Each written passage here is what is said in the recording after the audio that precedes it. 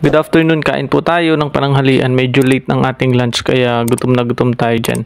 Kapag ka pala gutom na gutom ang isang tao, kahit anong klase ng pagkain ay masarap. At habang kumakain nga ako, naisip ko napakamahal na nga pala ngayon ng presyo ng bigas kaya talagang hindi dapat tayo nag-aaksaya ng mga pagkain.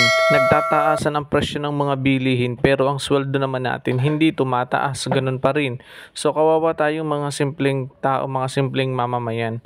Mabuti na lang sana kung nadadagdagan din yung ating source of income or kung tumataas man yung ating sweldo para kahit tumaas ang mga presyo ng bilihin, hindi natin mararamdaman. Kaya talagang sa panahon ngayon, pagalingan na lamang tayo sa pagbabudget at pagtitipid. Kaya kung hindi man kayang mag-adjust ng ating sweldo, hindi kayang makasabay sa pagtaas ng presyo ng bilihin, tayo na lamang talaga ang mag-a-adjust para lamang tayo ay makasurvive sa pang-araw-araw nating mga gastusin.